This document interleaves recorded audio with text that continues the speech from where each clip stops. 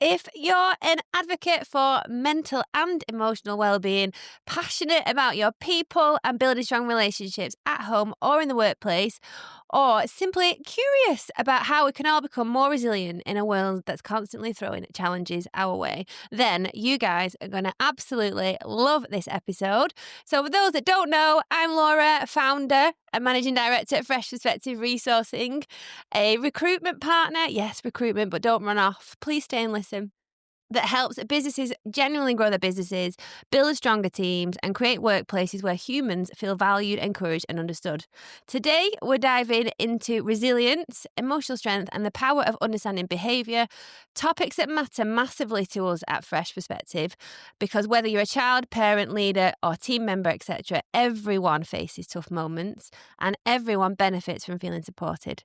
So I'm really excited about the person joining me today. She's someone truly special. Ashley Costello, psychotherapist, author, TEDx speaker, founder of The Resilient Kid, an award-winning business. She's an absolute powerhouse in the world of emotional well-being and someone who believes and has proven that resilience isn't just something we hope kids develop. It's something we can actively teach, model and strengthen at any age. So welcome, Ashley. Hello, Laura. Thank you for having me. It's lovely to have you here. But first of all, I want you to tell me all about your recent award win. Yeah, that's fresh, literally. Actual fresh news. This is Fresh like news. exclusive. Fresh news. That was just this weekend. So we won Children's Mental Health Service of the Year. So good. Very excited. So me and the coaches went to Leeds to pick up the hefty trophy, I might add. Very lovely. That's really fresh news. Oh, amazing. I saw it on social media first, I think.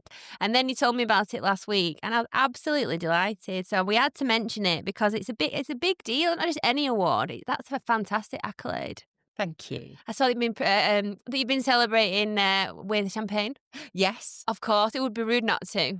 Well, do you know what? It was really funny because, you know, the usual, like we pick up the award, we then get home. I have to take my mother-in-law somewhere. She's got a little party. So I have to take her, stayed volunteered, then get home. The hubby's, make the dinner. The hubby's taking the kids out somewhere already booked, acting class, whatever it was.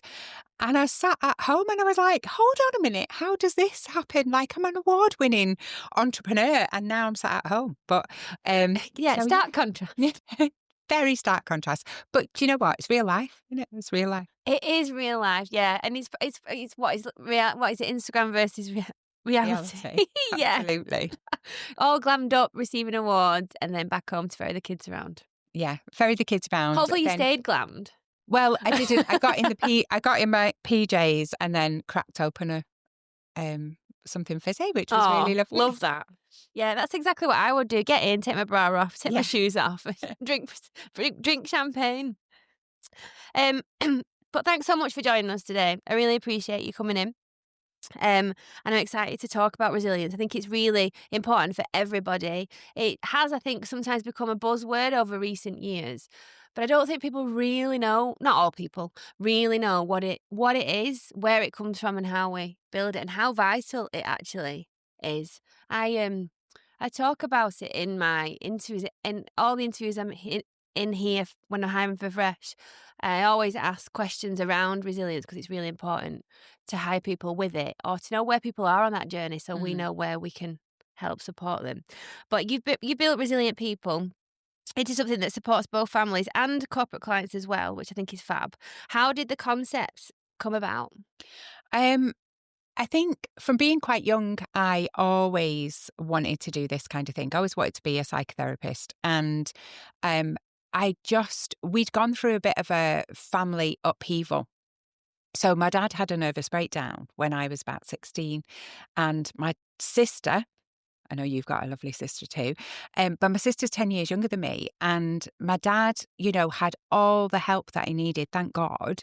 But actually we were left floundering a little bit. My mum was visiting in the hospital. My sister was ferried off to my nana's. And I was a 16-year-old going like, what the hell's happening?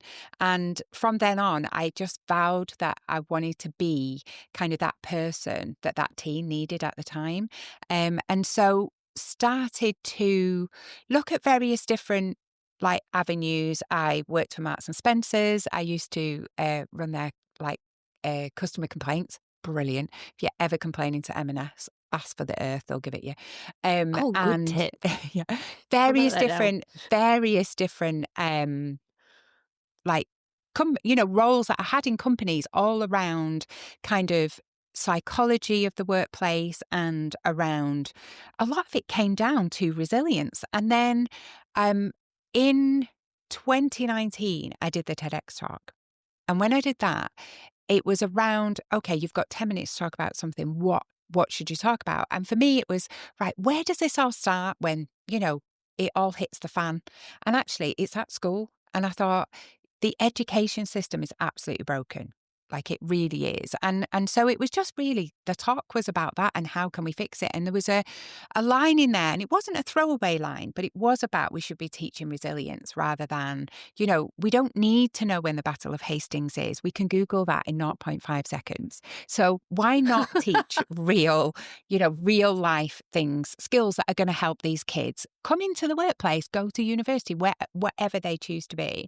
And remember doing that talk, and then shortly after that, everything blew up, and I was a bit like, oh my God, I wasn't quite ready. And I wanted a rebrand. And I remember, and that was the same year my mum died.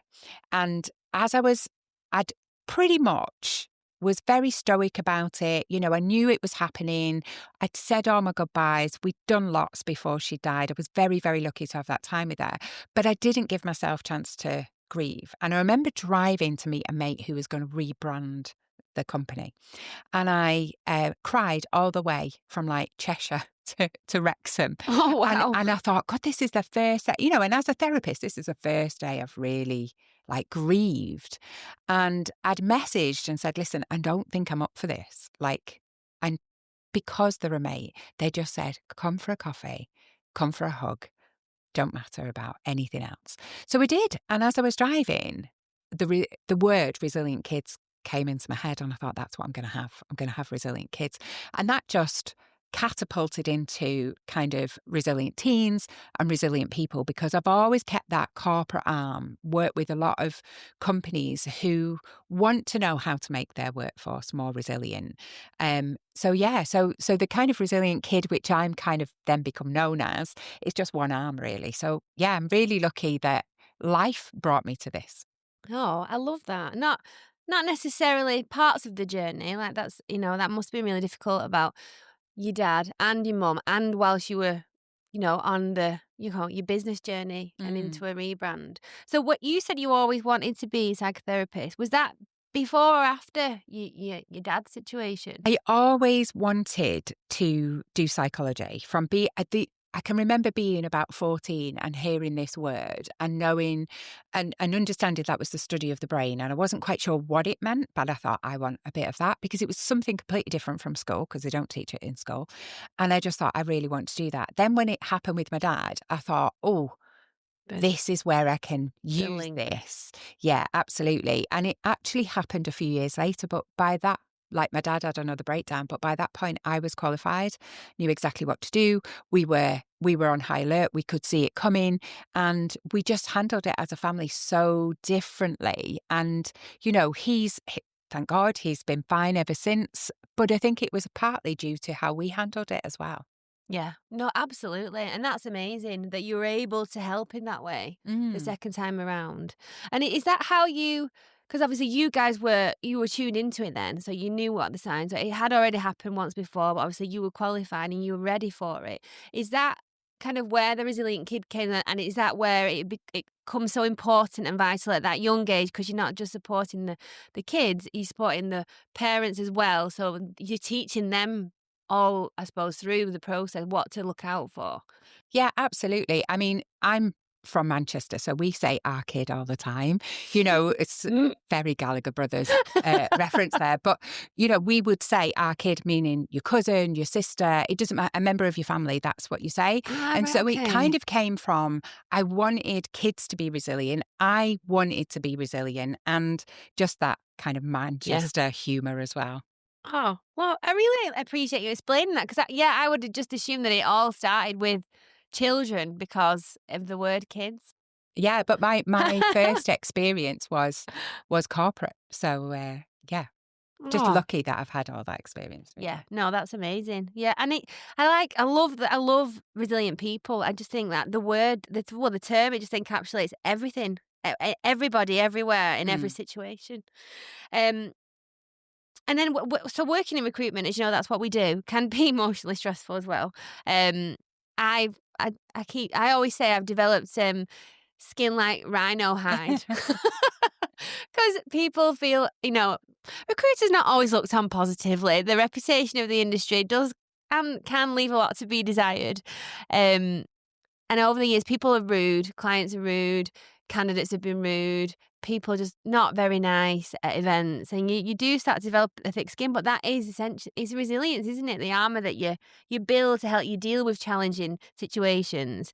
But as a team of recruiters, it can be emotionally stressful. Like we do get some grief from some people. Mm. People don't feel like they need to treat us nicely. And then you've got like things like letting clients know that the candidate they've pinned all their hopes and dreams on is not joining, or someone that's accepted is changing mind and then letting them down, or you have to tell candidates every day that they've not got the job, and that can be quite emotional.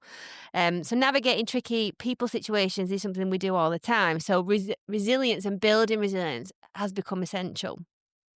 How can resilience be built, especially when people are feeling? Because is it easier to do it when you're feeling positive? Is it harder to do it when you're feeling in a negative and challenging or stuck kind of situation?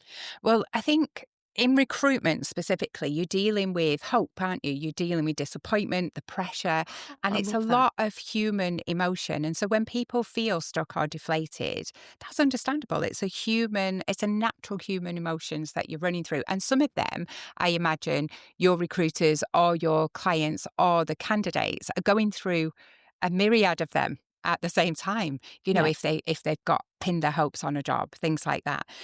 But I think we you're right in what you say, Laura, about resilience is bandied around a lot, and I don't think a lot of people understand it. It's a buildable skill.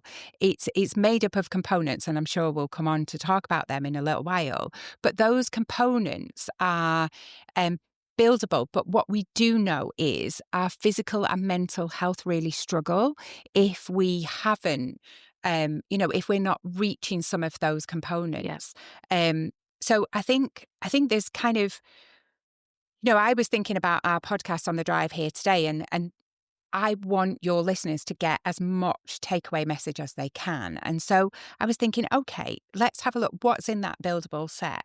Well, awareness is the first one. Like, notice what's happening inside you. Notice those emotions. That's the first thing. If I'm talking to kids and we say name it to tame it, but actually it's really important as adults that we recognize what we're feeling right now and we don't get hijacked on that, fight, flight and freeze train. So I think recognizing that, because it brings your brain back online. You're not in that red mist moment when you're feeling upset or distraught or angry, road rage, that kind of thing. So being aware of your emotions and recognizing that. Little micro recoveries, I call them. Stuff like, just going outside for 2 minutes, taking your shoes off. Everybody in Fresh takes their shoes off, by the way. But And Ashley has taken hers off as well. yes, my big boots. But, things like that are resetting. They're like micro moments that we're resetting our brain, helping us feel safe. We would not take our shoes off if we did not feel safe. And do you know what? You don't realize what an environment you're creating by everybody who comes in takes their shoes off. You're saying you're safe here. I never thought about it like that before. Yeah, psychologically, you're making a safe space for the people who work and the people who visit. So it's really lovely. So those micro moments, like, getting outside between calls, just taking 5 minutes, those micro moments, try not to scroll at that point. And the reason that I say that is they are good pattern interrupters, but they're not going to bring your brain back where you need. They're going to take it somewhere else. So if you scroll, it's going to take you a lot longer to refocus. So things like get yourself a glass of water, famous one I'm always talking about, put your wrists under cold water because it resets the nervous system, fresh air, things like that. They're mini micro moments that you can do to just bring yourself back from those really heated sometimes emotions. And then the third one was, reconnect to that meaning. For me, when I think about like you guys, remember the impact that you're having, the supporting people getting jobs, supporting opportunities, supporting those people who are coming to you going, we need to find the right candidate. You're making a real big difference for their business. So, connecting in for that meaning. Okay. That's amazing. Thank you. Excuse me. Sorry, guys. Those are really, I think, easy things to implement and things that you probably wouldn't necessarily think of. Like people would step away from the desk and they would scroll on Instagram and look at some funny dog videos to cheer themselves up. Present company not necessarily included. But yeah, that's really useful to know. And now we've spoken a lot before. Ashley's actually my therapist, so it's so interesting being on the other side of the table today, asking all the questions. But they do make, speaking from experience, because I really recognised over the last year that I am quite resilient, but I think I've got to the point where I know I'm resilient and therefore I don't need to look after myself as much. And that kind of, I felt the strain of that over the last 12 months or so, and working through these little things really helped, like the water helps. I know you can't always do this in the middle of the working day, but if you get stressed at home, go and have a shower. Yeah, absolutely. And it's amazing how it resets the nervous system. Getting outside, even if it's just for 5 minutes, there's, research. A lot of the tips that I give you, all of them are based on research. And the research says that nature and fresh air absolutely resets our nervous system. That's what we weren't made to stay inside 8 hours a day. Yeah. And it's the nature elements that I think really, like you say, bring your body back. And you've spoken to me about things in the past, which we might get onto, about when, you create the action and you keep doing it. And it's like a muscle. The more you use it, the more it stronger it becomes. So then becomes your default setting. Yeah. And it becomes more instinctive because your muscles will work for you without you thinking about it. And I've lost my train of thought. No, it's gone. What was I thinking about? Oh, that was it. So over time, your muscles will grow. So what was I thinking? I've completely lost it. Was It it came practice? back. It was about practice. Um, mm, I'll have to come back to it. Oh, it's a really good point. It will come back to me as we keep talking about this topic. I think what I was saying is probably leading me on to the next question. So you're really passionate about boundaries. It's something that you talk about a lot. But can you explain? I mean, my next question is why is this and why are they essential for resilience? But for the purpose of people listening, I think a boundary can mean different things to different people. So in this sense, what are we talking about when we're talking about boundaries? I've got a really big grin on my face because I am passionate about boundaries and I make all my clients look at their boundaries, shall we say, and maybe put new ones in. So boundaries are something that protect you. They protect your emotional well-being. And for me, they are the foundation of your emotional well-being. Without them, we become exhausted, we become resentful, and we stretch beyond our capacity sometimes. If we have a boundary in place, it's an opportunity for us, but it's also an opportunity for other people to understand where they are. It helps us feel more confident and calmer. So that's because if there is a fuzzy boundary or a grey area, shall we say, that's where anxiety lives for me. So actually, if people know where they stand, it helps them feel psychological safety. So, when I'm saying to you, if you take your shoes off coming here, everybody feels safe. If you haven't put a boundary in place, people don't feel safe around you. And so it's really important for them just as much as your emotional well-being. Yeah, it's mad when you say it like that. Because when you feel boundaries, you're like, what? Because I think the first few times you asked me that, and I said, I don't know what you mean. You're like, I'm concerned that you don't know what I mean. This tells me that you haven't got any. I'm like, probably not. But I think, and no, I'm not likening people to animals, really. I mean, a little bit. But when they say with when you get a new puppy and you get a dog, and like they need structure, because in the pack they would know who's in charge and they would know their place and what's allowed and what's not allowed. And I suppose, and then that makes them safe. And I'm like, oh my god, we know about it in other situations, but why we're not applying it to ourselves? So there's a couple of things there, and I think you're right to compare us to dogs, because we use We crates could be more. now. All of us could be more dog. We could, but we use crates now to help dogs feel safe. Whereas they used to be in a pack, and we're very the same. We used to live in tribes. We used to live in our extended families, and sometimes we're probably grateful we don't anymore. But we used to live in those extended families, so we would go to our auntie up the road and ask for help or ask for, advice. We would go to our grandparents. We would go to an uncle to help with fix the car, whatever.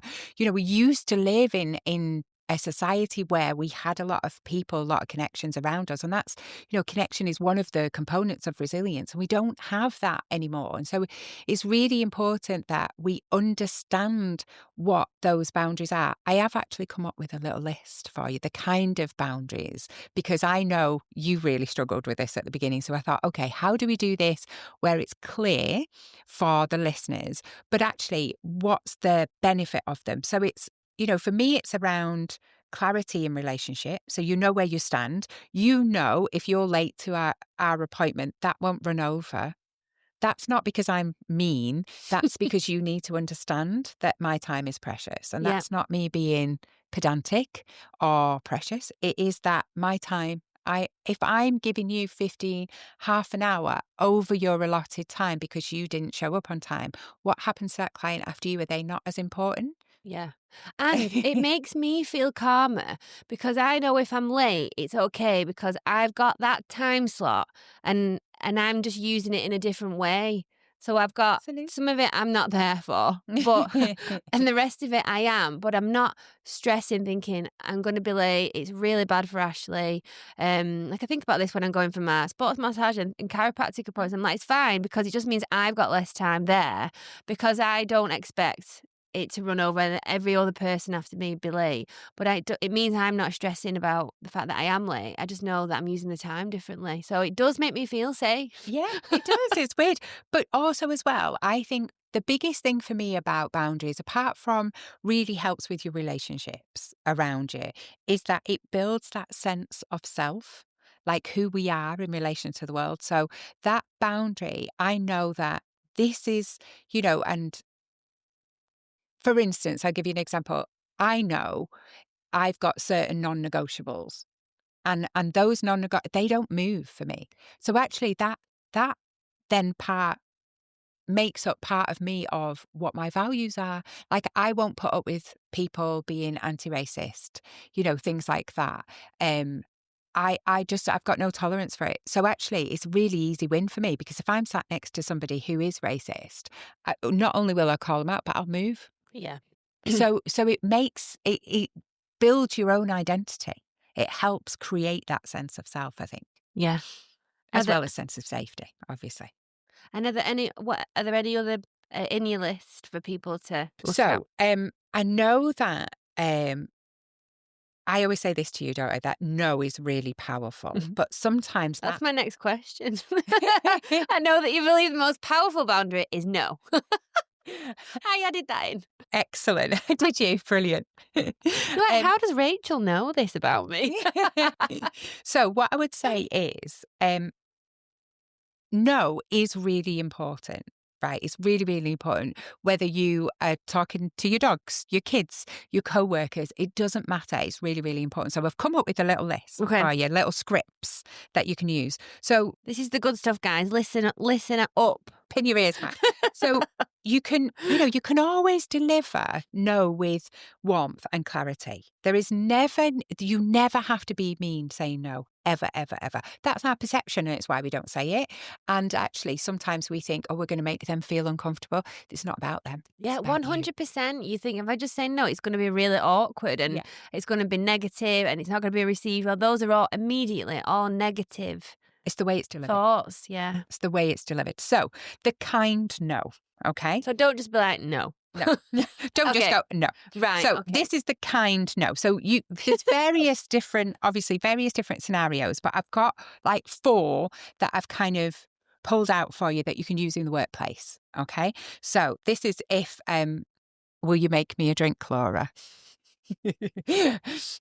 So various different things, right? The kind no. Thanks for asking, but I'm not able to take that on right now. Okay.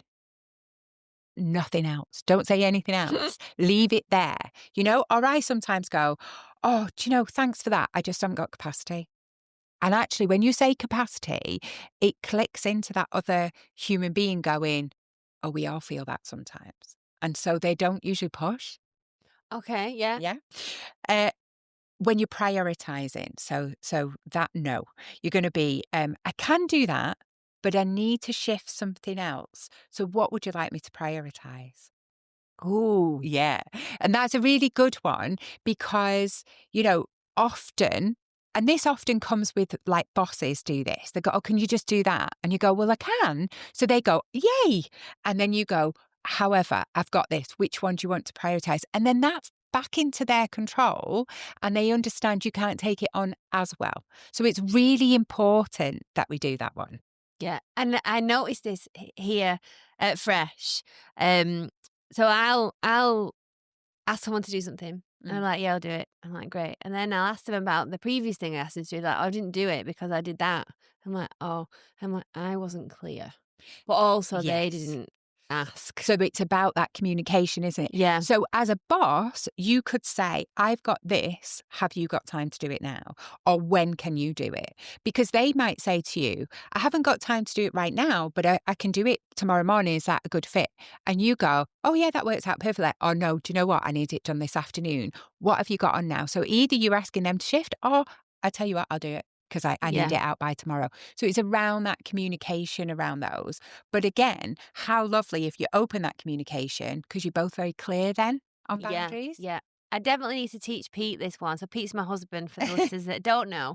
So The lovely Pete. the lovely Pete. So I have come to know that he can only do one thing at once.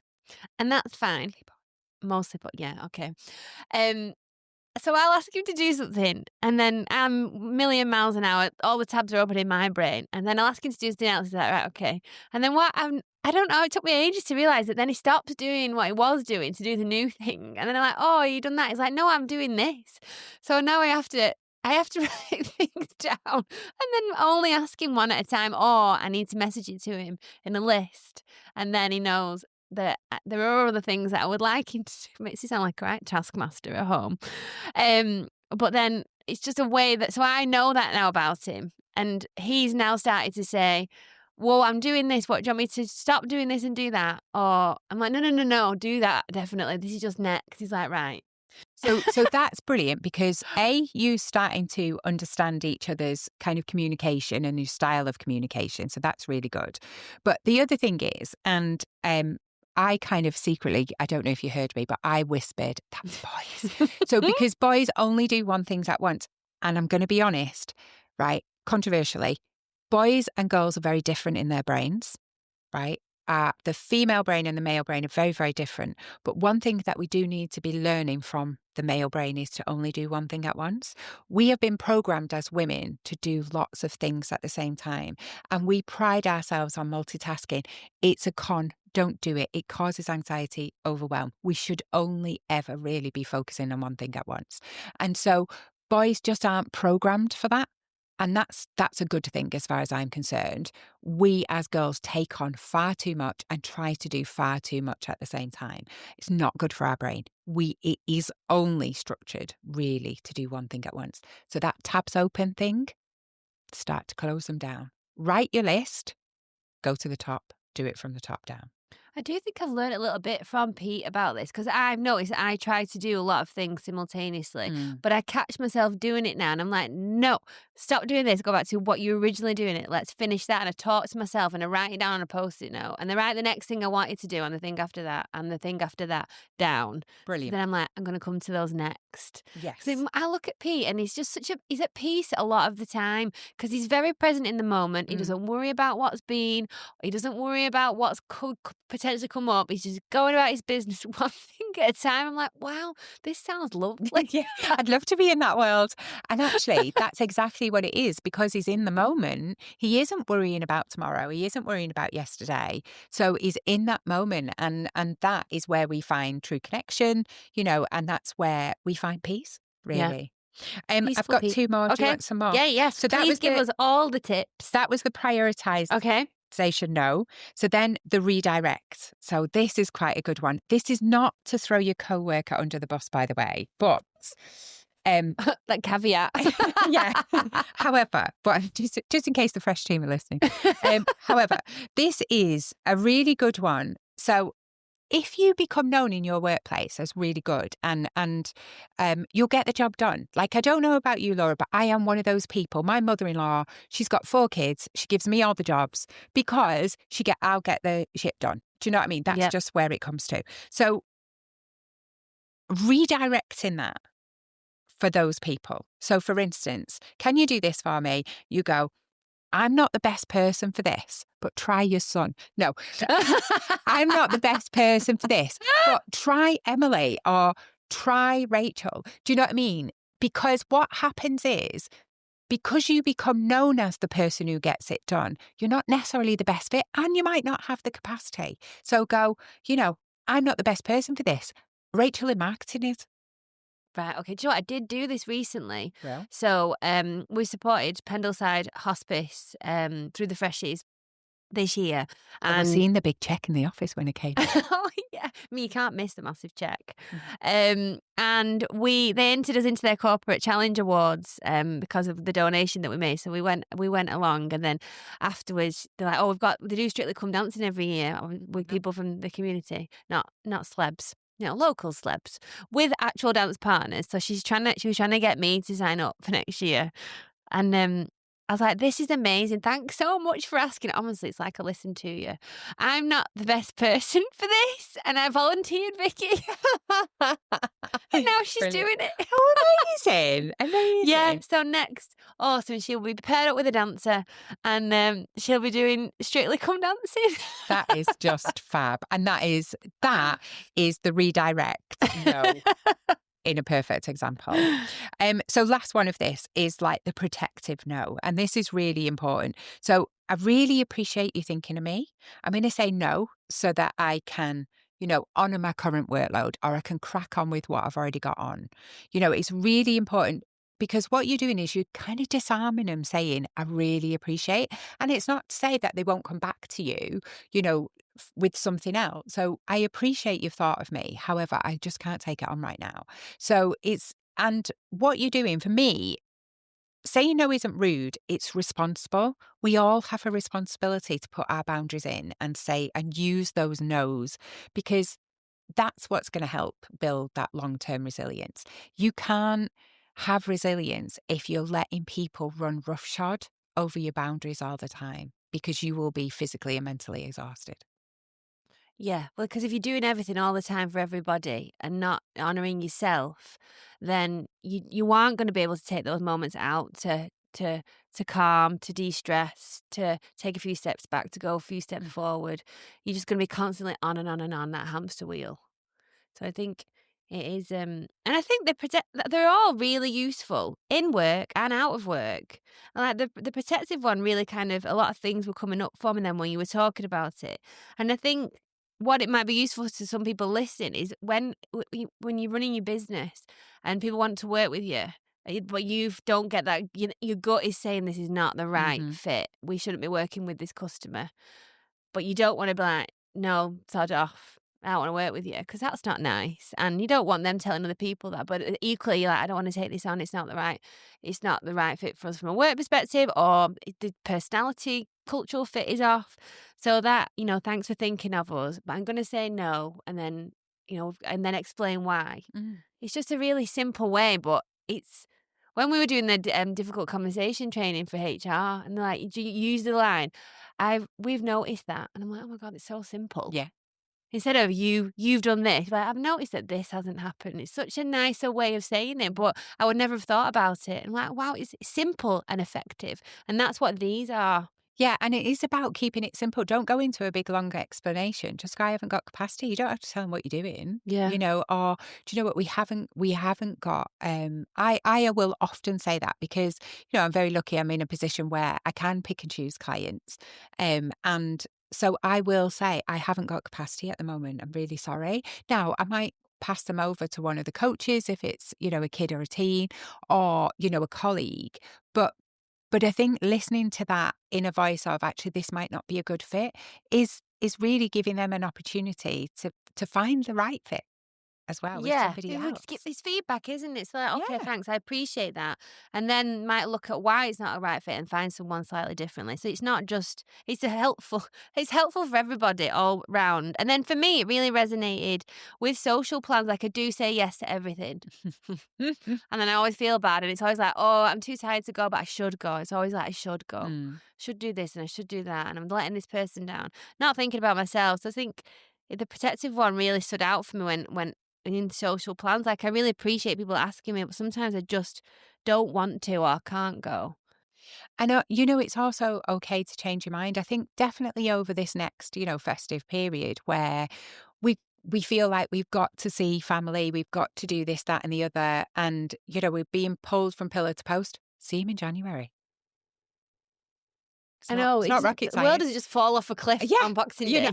yeah, exactly. And you know what? I think I'm very mindful of that, and I take a day with my kids, where we don't see anyone. We do PJs, we watch movies, we build Lego, and they're actually teens, but we all do it, and we did it for the first time last year, round the table, music on, and it was just brilliant, and it was a real mindful moment. And it sounds like, oh, you must do that all the time. No, I'm usually running around Christmas Day doing all this. And we didn't have Christmas dinner. We chose what we wanted and it was beautiful. We On had Christmas Day. yeah, on Christmas Oh, I Day. love First time that. ever we've ever done it. My eldest is 18. And I give him the choice. What do you want to do? What do you want for dinner? And the Lego was a thing that we had big tapas style things. The eldest wanted prawns, of course she did. That kind of thing. And we didn't have Christmas dinner. And I'll tell you, we had the best day and really, really like the best day. Now, we're not doing that on Christmas Day this year, but we are doing it over the holiday where we just hanker down, the four of us. We'll take the dog for a walk. She's older now, so we'll probably do shops later on. But it's just about having that time and actually going, no, you're not coming in. Because like my sister might say to me, oh, I'll bob round. No, not today. And I've made it very clear. But also when we say no, and when we think about plans that we're making over, lay your expectations out ahead of time. So a little bit like Pete and Pete, I've got this list. What do you want me to do with it? Well, actually, Laura, I'm just finishing this. So will you write it down and give it me later? Instead of just going, I need you to put the towel rail on, which is what I asked my hubby at 7 o'clock this morning. That kind of thing. Instead of just throwing it in there, lay your expectations. So I very clearly said, everyone can come to me on the 28th. We'll have a buffet, we'll have a bit of a party, but just know that on the 27th, doors closed. Like we're Yeah. staying home. Yeah, I love that. It's made me think. I said we did a Christmas day with Pete's family at our house this weekend, just gone. So there's 11 of us because hard to organise everybody Yeah. around the 25th. So we just do it early, and then we had loads of turkey left over, and so we had it for tea on the Sunday. And I was eating the turkey. I'm like, why do we eat turkey at Christmas? Because it's not nice. What's wrong with chicken? Yeah, just chicken. Yeah. Is it because chickens aren't big enough for all the family feasts that happen? Buy two. No. I know, it is funny, isn't it? It's So it's funny. like weird that really came up when you're like, we didn't have a Christmas dinner. I'm like, I love a roast dinner, but I don't like turkey. Yeah, no, I tell you what, it I've was just decided that right now. right There now. you go, another exclusive for everyone. It's an absolute game changer. It's an absolute. I've got a mate, one of my besties, and she goes for a curry on Christmas Day, and I'm like, oh my Wow. God, that's Rebel. radical. But I love it. I love it because she said, not everybody eats it. We can't all sit round the table. So we go out, we make a thing of it. All the extended family come and they all choose what they want. And that's what they wanted was curry. I'm Oh, like, yeah, that's a cool idea. celebrate you. Celebrate you. Oh, absolutely. So these how to say no's is fantastic and really useful for me, and I imagine everybody listening. And I'm going to pass them on to all of the team if they don't listen to podcasts. Which What I do you mean, mean they don't listen to I podcasts? Is would it be not shocked mandatory? to my core if they didn't all listen to the podcast. I know some of them do, but I have a few question marks over some. Um, and what kind? If we're bringing it back to a work perspective, what kind of situations that we've not mentioned would we need to protect our boundaries? Like we've talked about asking people to do work. Are there any other situations that crop up more commonly in work where people need? How can I suppose what I'm trying to ask in a really long-winded way is Mhm. what are the little micro boundaries that people can start to create, and then they build those walls up and they move those boundaries out to try and start somewhere to be if they've got no boundaries. Yeah, and that you'd be surprised at how many workplaces don't have any boundaries. But what I would say is, it's the foundation of your culture, and I can tell when I walk in. I can tell. Like, so I just went into a school last week, meeting with SLT, TAs, teachers, and I got them all in separate groups, and I had conversations with them around well-being in the workplace. And what I've realised is that no boundaries leads to us and them. And that's very easy in a workplace, isn't it? Yeah. Like if you've got members of like the management and then the workers, there's an us and them already. And so if we haven't got clear boundaries, that changes your culture. So for instance here, so say I came in and I used your cup, right? That's okay if you've not got an issue with it. But what if you have, she's got an issue, I can tell by the look on her face. But what if, right? So say for instance. Don't use my cup. Yeah. There you go, see, it's paying off. She's working well. But just think about it, right? I use your cup today, right? And then you go, oh, well, that's fine. Like it's just one off. It's no big deal. But then I come again next week and I use your cup again. And by this point, you're like, cheeky thing, right? And then I start to go, oh, I'm just going to nip to the toilet. I'm going to pop your shoes on. You're like, what the? Like, what the actual now? A face. You want to see a face, listeners, right? But then it starts to go, I'm just going to take, and this is real life example. I'm just going to take your lip balm and I'm not going to put it back. Oh, right? That will be a step too far. Exactly. But it starts tiny, tiny micro things like that to then I'm going, I'm just going to forward that email to you and you can deal with it, right? To I'm expecting you to stay late because I've got this on. I might not have explained that to you, might not have set out my expectations, but guess what? We've got to get this podcast recorded. And so, Rachel, I need you to stay late. And you've just dropped that on her 10 minutes before she thought, in her head, she's got a coat on, her shoes on, she's out the door. Yeah. You know, things like that. And then what happens, it starts to build resentment. And so it's very easy when we don't say no, when we don't put in those boundaries and we don't lay out our expectations, it's very, very easy for us to start to resent each other very quickly. And then what happens is, so like a big bugbear of mine is, if I'm working, I don't want, and sometimes when I'm working in corporate, I'll go in and sit with them. So I might be working at a desk in an office like yours. I might be there and then somebody shouts across the office at me. I can't stand that. Like I really can't stand that because it's interrupting my flow. Now, it might have taken me 10 minutes to get into the flow in the first place. That's besides the point. Yeah. But then they might need something. So say if you shouted across to me and said, Ash, are you ready to do the podcast now? If that's earlier than I was anticipating, it interrupts my flow. It's very difficult for me to get back to my focus.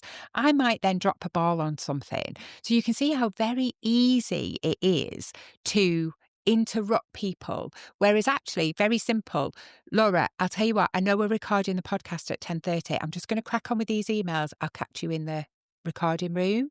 And so I'm laying out my expectations. So the expectation is there, like, don't interrupt me. I'm kind of saying that. However, if you did, what I would say is, actually, Laura, I'm not ready. Can you give me 10 more minutes? Yeah. I love that. I think I'm going to take that. And we don't understand how it goes from borrowing somebody's cup to, interrupting their flow in the workplace. And you're a boss. Do you want the flow of the whole office to be, I'm not on about banter. That's different. But if you have got something you've got to get your head down and really focus on, then give that expectation out there, because actually, I don't know how many people you've got in here, but say there's 10 in the office, right? And it takes us, on average, it takes us between 10 and 20 minutes to refocus after we've been Oh my interrupted. goodness. Across 10 people, even if that's only 10 minutes, Wow, that's a right? lot of How many time. times a day? You're losing a huge amount of work, but what you're losing, which I think is more important, is the creativity. So when we say about saying no or laying out our expectations and putting those boundaries in, what we don't realize is the impact it can have on our mental health, the impact it can have on our workflow, and the impact it can have on the culture. Wow. Oh my goodness, guys. Get those boundaries in, practice those no's, and your business is going to skyrocket. And don't borrow Laura's cup. Or lip balm. Definitely not lip balm. Not bothered about my shoes. Not my cup. And not my lip balm. Everyone here has their own cup. It's so funny when someone new or someone makes a brew and they're thinking like, what the hell is this? This isn't my cup. Where's my cup? Yeah. But again, it's psychological safety because it's familiar. You know, Steve Jobs used to wear the same things every day so he didn't have cognitive overload. When we've got our work up and it's sat on our desk, it helps us feel psychologically safe and it's less thing to think about. Oh my, yeah. And like with the fresh t-shirts, I probably am the one that is branded the most Mm. often because in the morning, just pick a pair of leggings. I pick one of any branded top that's clean and my jumper, and that's it. I don't have to think about anything. So I get Same. that. Yeah. It's just easy. Oh, honestly, I feel like I could talk to you all day, but I feel like Rachel will shout at me if we don't move on. What have I got left to ask? What's the biggest misconception people have with resilience? I think that resilience equals toughness, and it really doesn't. You know, we're all unshakable. Building your resilience helps you be more unshakable, but we all have a wobble with human beings. And I think the fact that most people think you go through a hard time and then you pull your socks up and that makes you resilient. Well, actually, I'm here to tell you, controversially, you can build it ahead of time. You can look at the components of resilience and build that. And that is what helps you be more unshakable. That's really interesting because I probably would be one of the people that think you can only be resilient if you've had to overcome something. Mhm. But I suppose you can start with small things to overcome and start to build it. I think I remembered what I was going to say earlier about the muscle.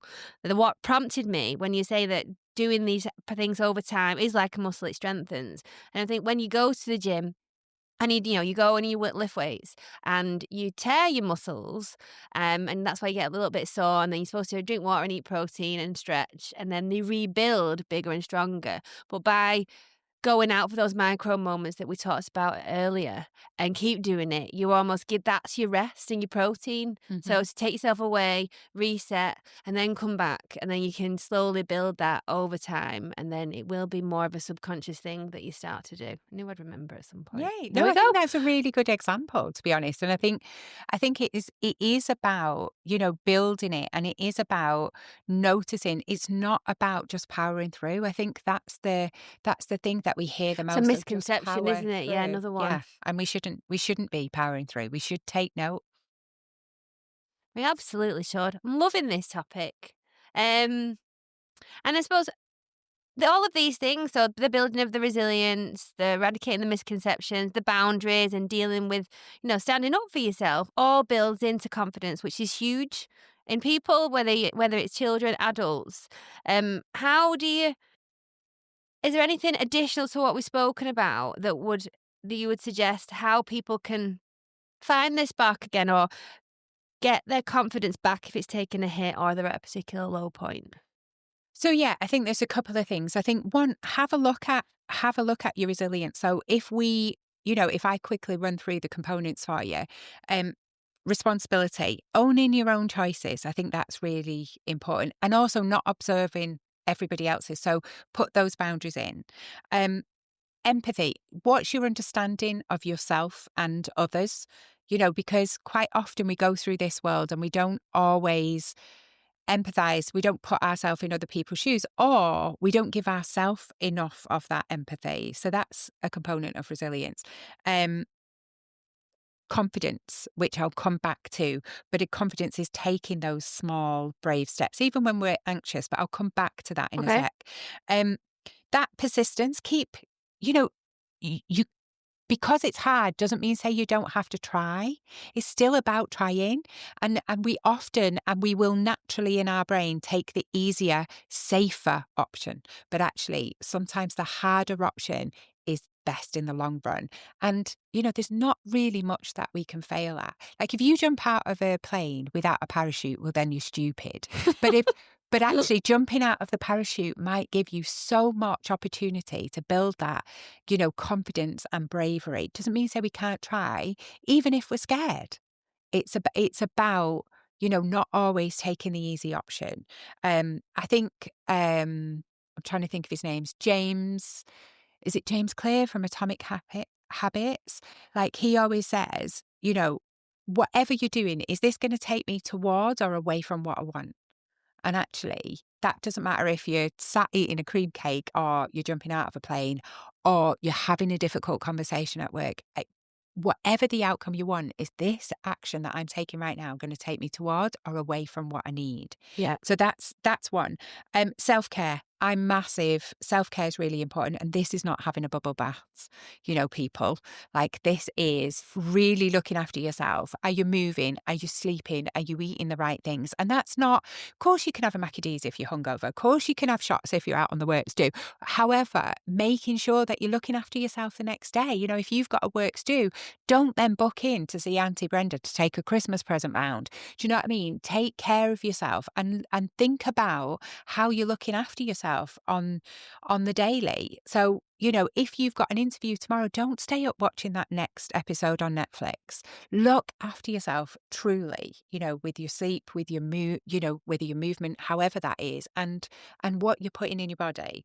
And then also, I think there's kind of two more for me.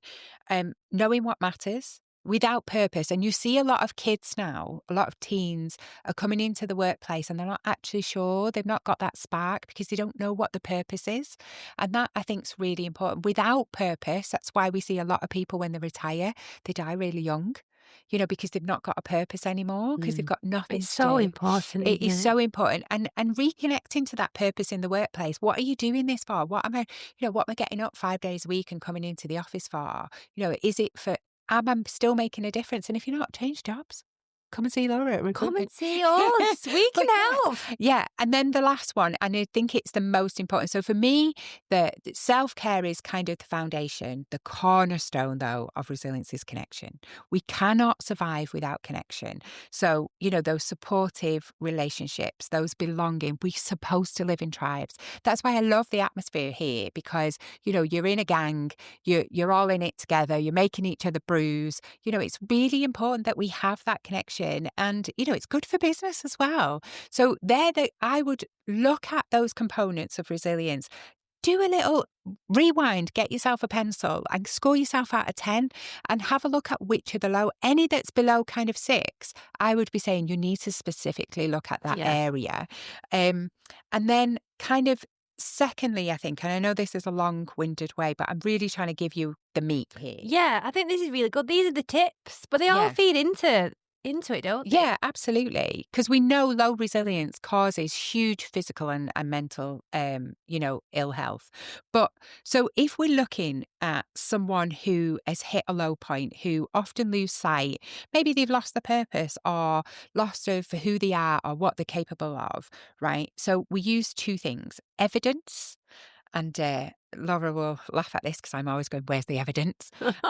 Evidence and emotion. So evidence is what we create those tiny wins, right? So what evidence have we got? So because it's really important. We're the only species who can talk to our own brain. And if we talk out loud, there's massive research say if we talk out loud, it really, really helps. Because what you're doing is you're giving your brain that feedback. So for instance, if your brain believes that it's no good at something, then let's do tiny things that will change its mind because it literally makes a physical pathway in the brain, right? So if we've got a lot of negative and that's running on a loop for us, that pathway will get deeper and deeper and deeper. Whereas if we have got something positive and we do that on a loop, that path, so your brain will go default to the positive setting because we are wired for negative settings naturally. That's our default setting. So it does take a bit of work, but you can do it in tiny little things. So it doesn't matter if it's a kid putting the hand up in class. If, I always say teens, as a parent, do never order your kids' food in a restaurant. Like, absolutely not. It's a no-go for me, unless they cannot literally do it themselves. And say, I even then default to them and go, is it this you wanted? So they still have to say yeah. But it's really important because, I've had teens who've not been able to go to the shop and ask for what they need. Oh, Young wow. girls who can't ask for tampons because they're too shy or too awkward. That's our fault. We should be building those skills. But also, think about you as an adult having that difficult conversation. It doesn't have to be awkward. It will feel awkward at first, but having those difficult conversations, maybe around Christmas. No, we're not going to see you on Christmas Day, but Eek. whatever it is, building small little brave steps. So really, because what you're doing is building a portfolio of evidence to your brain to say, I can do this. So that's the first thing. Okay, And then the love that. second thing is emotion. So really helping people move from that I can't to I'm learning, that I'm failing to I'm growing. It's really important that we shift that inner story, and the evidence will help us with that. But actually, how are we feeling? How are we feeling about this? Yeah, I'm scared. I'm trying. Try, like, even that, just that shift is saying I'm scared. So my son loves acting, right? And his mates will be behind stage, and they've just done a massive production of Sound of Music, and he was Captain Von Trapp, right? So quite a big part for him, bless him. And I was talking to them, and you could see they were getting a little bit nervous, and I went, "Are you nervous?" And they were like, "Yeah, we're really nervous, really nervous." Okay, are you nervous? Or are you excited? And they went, "What do you mean?" So I said, "Tell me how you're feeling." They're like, butterflies in the tummy, heart pounding a little bit. And I went, "How do you feel when you go on a roller coaster?" "Oh, really excited." "How do you feel then?" "Oh, it's the same." Yeah, it's Yeah. the same. It's the way we label it. So it's really important that we think about the emotions and how we label them, because that, again, is giving that feedback to our brain. How we label how we feel, recognize it, label it positively. Yeah. It really does work as well. Like, we were doing that 'cause we were doing the London Marathon earlier this year, and Vicky kept saying, "I'm really nervous. I'm really nervous," and I'm like, "We're excited." Yeah. So every time I asked her, she just looked at me. She's like, "I'm excited," and she didn't mean it at all, but she was saying the words, and I do think it has an impact. Like when I get on stage with the freshies, I am nervous. I'm like, "No, I'm excited. I'm ready." And do you know what? Connecting to that meeting, what you do at the Freshies is absolutely fantastic. You're raising lots of money, you're bringing people together, you're building a community, Laura, and it's beautiful. You know, I'm I brought the coaches last year, and this year This when year, I know it I feels brought like it was ages I know. ago. I'm already on to next year. I know. I brought the coaches this year, and I said, listen, whatever happens, we are going to have a good time. Like, Laura puts on a good party. And I think what I really felt is everybody was welcome. There was a real community spirit. Everybody had fun. Do you know what I mean? And everybody cheered for everybody. And I just think that is such a beautiful thing that you do when you bring everyone together at something like that. And that's the purpose. When you sit on that stage, I'm not going on that stage to read out. I'm not going on that stage to pass out an award or, speak to however many hundred people are there. You're going on there to recognize people in your community, to bring people together and to party. And Yeah. that's really beautiful. Thank you. And it's pulling it all back to purpose, isn't it? Hmm. Like with your son, like he's going on stage to act and act a part, but he's there to entertain Yeah, and bring joy absolutely. and happiness to all the people watching. And Absolutely. that's the And purpose. You it see, is. And we can find that in every day. I might be tired when I wake up in the morning and think and look at my client list. And then I think, I've got an opportunity to change somebody's life here. You've got an opportunity to change somebody's life when they come, for a job or to fill a position and change somebody's business, Mm. and I think as well, one of the big things for me, having used Fresh Recruitment, Thank you. Very nice plug. I'll pay you later. Yeah. But having used it is that, the people that you seek out to fill a position like that you've done for me, like I've got Fiona who's one of my coaches, and I actually didn't think she would be a right fit for me, but Vicky was amazing, and she was like, please just speak to her because I think she's fabulous. And when I did, and she is, and she's a year later, she's No. doing really, really well. She's amazing. But what I think the point is for me is that it's about the difference that we're making and the opportunities that you guys are giving, not just business owners, but the candidates themselves. And it does come back to purpose. And sometimes those conversations are not always easy, but to know that you're making a difference at the end of it is just lovely.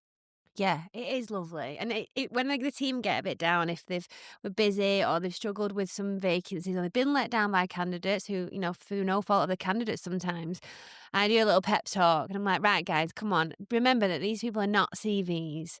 They aren't candidates. Every single person is a human being that you've got the opportunity to positively impact their life and the lives of those around them. And they're like, yeah, you're right. And Let's do you know do it. what? And this is not just because I'm on your podcast. I do think that is the difference with Fresh, is that you see every business owner as an individual and their needs as very individualistic. I mean, I give you a bit of a curveball when I asked you to do mine. You But, did. but also... I like a challenge. But I know. But also, those kind of... You see everybody, but you do that. Like one of our... at Resilient People, one of our values is meet people where they're at. And I see you do that in practice with your team, with your candidates, with the business owners that you work with. You do meet them where they're at, Laura, and I think that's really lovely. Oh, thank you very much. Oh, I think it's a lovely place to end. Yes. So we just got the fresh or stale game to do. Oh, yeah, I forgot about that. Yeah, I have honestly, I could talk to you for ages and ages and ages about this stuff. It's something that is really close to my heart and something that I've, as you well know, have worked on, not just the past year, but, I feel like all my life really, without realising it, just not the boundary part. The resilience, yes. But now I've got all these things to know how to build on my resilience without it having to be big, awful things like a global pandemic. So fresh or stale is a game where I will just read out 5 things and you have to tell me if you think this is still fresh and fabulous or if they're stale and why. Okay, I'm ready. So going out for a Sunday roast? Stale.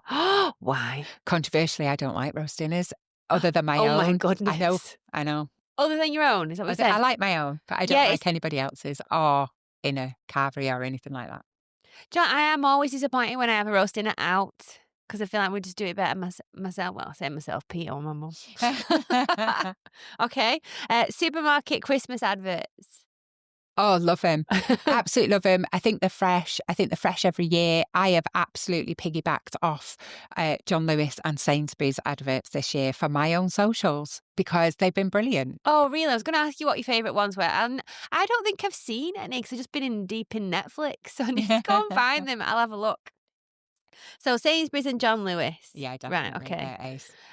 Watching Netflix with subtitles on. I don't have the TV on without subtitles.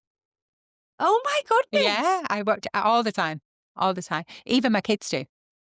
Except for if it's live. Like if you're watching I'm a Celeb, I wouldn't do that. But if I'm watching something, it's always got the subtitles on. Why? I did it when the kids were really little because it's supposed to help them with literacy and stuff and learn to read. And but I used to be, random fact, I used to be an interpreter for deaf young adults. Oh my goodness. Yeah, so when I was learning BSL, I used to turn the sound down so that I could lip read. And then, so I started to put the subtitles on just to double check that I was getting it right, but I wanted to sign along to it. And it was a thing that as a family we just got into and never really, I'm sure the hubby probably doesn't watch them when I'm not there, but it's just something we got into. And I've never got out of it. I don't know. I think most people that would ask would say no to subtitles. Yeah. Oh, that's my assumption. I struggle because I end up reading and not watching. Uh-huh.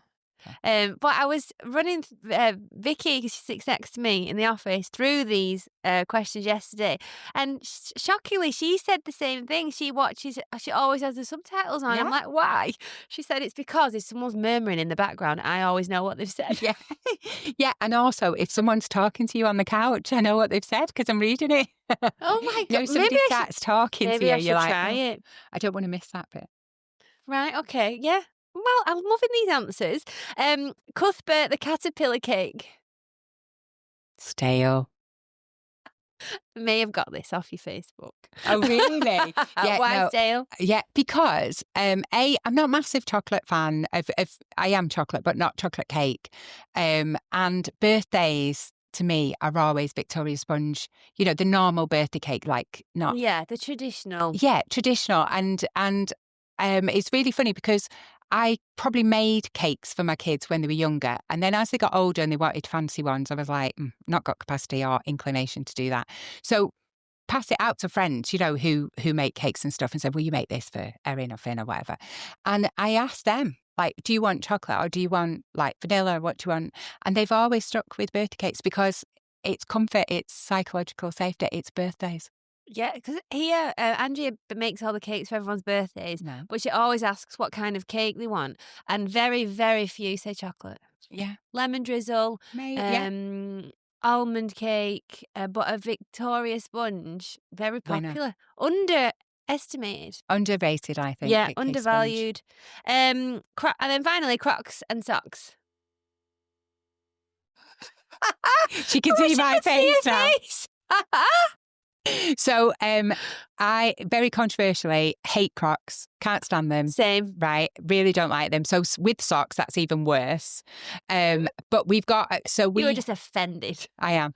So you know the lovely Catherine Sandland is in one of my friend groups, and there's about 6, 7 of us, and we're called the Cemetery Sisters because we're all right, not because we're all old, but because we're writing a book about it. But and one of them, Sam, who's like my bestie, she's absolutely brilliant and she's so thoughtful. She went out, and I might add, one of these ladies is the editor of Cheshire Life, right, in this group. And she went out and she bought Crocs for us all. Now, I mean, they're not cheap, are they? But she bought us all Crocs, and me and the editor, Joanne, was mortally offended. I do still have them. I put them by the door and sometimes I'll take the dog out just in the garden. But I can't. I don't know what it is. I just don't like them. They're I can't ugly. stand them. Yeah, that's what it is. That's They're exactly what it awful. is. They I are don't awful. understand it. I don't understand when people stick things in them, in the holes. No. And put little badges on them. Like, what is going on here? Why does everybody love these weird things? They're awful. Rubber shoes. They're not, and they're not even full. They've got holes in. Like, we're paying for something with holes in. Like that. That's just wrong. If you were wearing them by the pool, I kind of get that. But not going down Sainsbury's, doing your shopping, having Crocs on. No, that's just wrong on every level. Yeah, no, I'm with you. Did you tell your friend that you didn't like the Crocs? Oh, she knew I didn't like them. That's why she bought them out of spite. Oh, she's just disregarding your boundaries there, Ashley. Yeah, but you know what she did? She was quite clever. She did them in the brand colours so I wouldn't throw them in the bin or give them away. Sneaky lady. Oh, well, I've really, really enjoyed the answers to these questions. I wish I had Thank you. more I've loved on. it. It's been great. I've loved this. Thank you. Thank you so much for coming in. It's been ace. Where can people find you if they want to talk to you about all of this shizzle, whether it's for the children or their workplace or themselves? Or themselves, yeah. So you can find us on the socials. We really predominantly put out Resilient Kid on our socials. So on Insta, I'm on LinkedIn as Ashley J. Costello, and we're on Facebook. We've got a little freebie group as well on Facebook for educators and parents. But come and find me on LinkedIn and see what we can do, for you, whether it's one-on-one or whether it's for your company. Amazing. And we highly recommend Ashley and her team. And then Fresh, I'm Laura Leyland, Leyland, Leyland. Find me on LinkedIn as well. Fresh Perspective Resourcing. We're on LinkedIn, Facebook, Instagram, YouTube and TikTok. And the website is www.fp-perspective.co.uk. If you've liked this episode, please leave a review. Please follow. Please tell someone else about it. And I'll see you next time. Thanks for listening.